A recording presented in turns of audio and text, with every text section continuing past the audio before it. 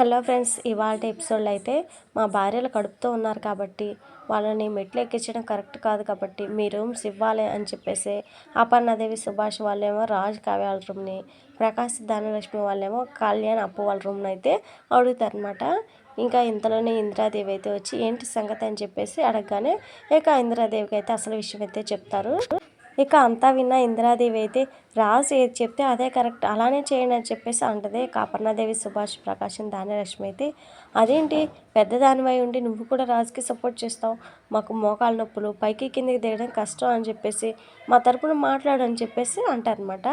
అయితే ఇందిరాదేవి నవ్వుతూ నాకు క్లారిటీ ఉంది, వాడితే నేను ఇప్పుడు మీకు సపోర్ట్గా మాట్లాడితే మీకంటే పెద్దదాన్ని నేను మీ నాన్న కాబట్టి మమ్మల్ని పైకి ఎక్కించి ఏ వాటర్ ట్యాంక్ మీద ఉండాలి అంటే అప్పుడు చేయగలుగుతాం, అందుకే నా సపోర్ట్ రాజుకి. ఓకే బాయ్, గుడ్ నైట్ అని చెప్పేసి అక్కడి నుంచి అయితే వెళ్ళిపోద్ది అనమాట.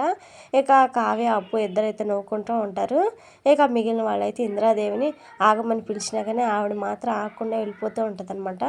మీరు రూమ్స్ మార్చుకోవాల్సిందే, ఇదే నా మాట అని చెప్పేసి రాజు అయితే అంటాడు. అన్నయ్య మాటే నా మాట అని చెప్పేసి కళ్యాణ్ కూడా అంటాడనమాట. పిల్లల కోసం సొంత తల్లిదండ్రులను కష్టపడతారా, చెప్తానరా మీ పని అని చెప్పేసి అపర్ణాదేవి అయితే అంటదనమాట. అమ్మ నన్ను 9 నెలలు కష్టపడ్డావు, నా బిడ్డ కోసం ఇంకో 9 నెలలు నా గదిలో ఉండి కష్టపడలేమా అమ్మ అని చెప్పేసి అనగానే ఆపరాని సెంటిమెంట్లు అని చెప్పేసి చూస్తూ ఇంకేంటి చూస్తున్నారు పదండి అని చెప్పేసి ఇక సుభాష్తో అంటదనమాట. ఇక అపర్ణాదేవి దంపతులు ధాన్యలక్ష్మి దంపతులు ఇద్దరైతే గదులు మారుతారు. ఇక కాసేపటికి రాజు అయితే కావ్య కూర్చున్న కింద గదికి లగేజ్ మొత్తం తీసుకొచ్చి చూసావా కళావతి ఎలా సెట్ చేశాను, పర్మనెంట్ సొల్యూషన్ అడిగావు కదా, అదిరిపోయింది కదా అని చెప్పేసి అంటూ ఉంటాడనమాట.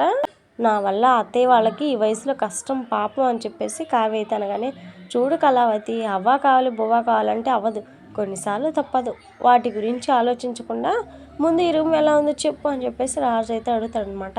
మీ ఇలానే ఉందని చెప్పేసి కావ్య అయితే అనగానే అంటే బాగుందనమాట, సర్లే అని చెప్పేసి అంటూ ఉండగానే కావ్య అయితే పైకి లేస్తారనమాట. హే ఎక్కడికి అని చెప్పేసి రాజు అయితే అడగగానే ఇప్పుడే కదా కాలు కింద పెట్టకూడదని చెప్తున్నా, అప్పుడే ఎక్కడికి అని చెప్పేసి రాజు అయితే అడగగానే వాటర్ కోసం అండి అని చెప్పేసి కావ్య అయితే చెప్తుంది.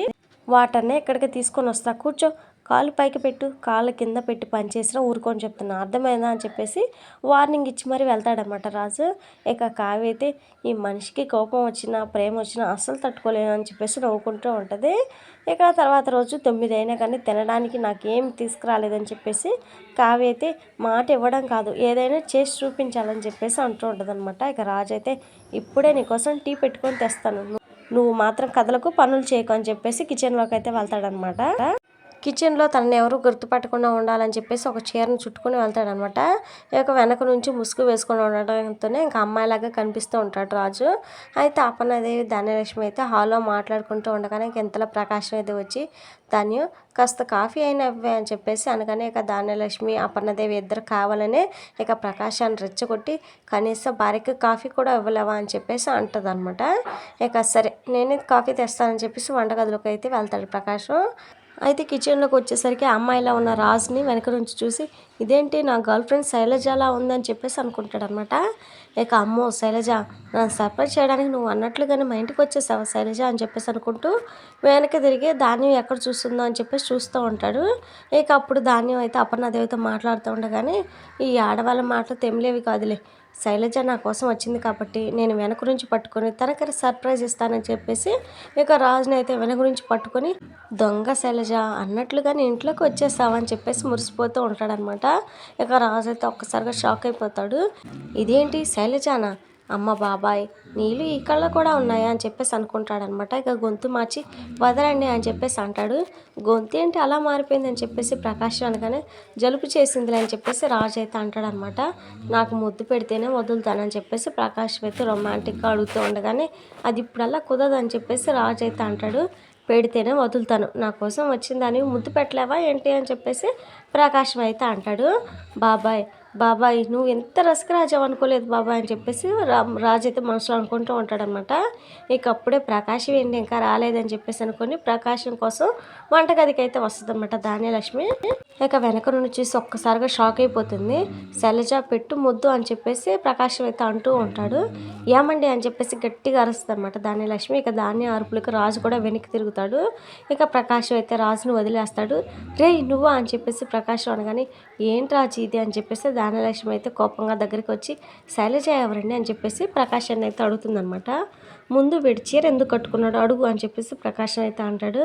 ఇక వెంటనే రాజు అయితే పిన్ని నా చీర సంగతి తర్వాత ముందు ఆ శైలజ సంగతి తేల్చుకో, లేదంటే నీ కాపురం కూలిపోయేలా ఉంది చూడు పిన్ని అని చెప్పేసి ఇక అక్కడి నుంచి అయితే కాఫీ తీసుకొని వెళ్ళిపోతాడనమాట.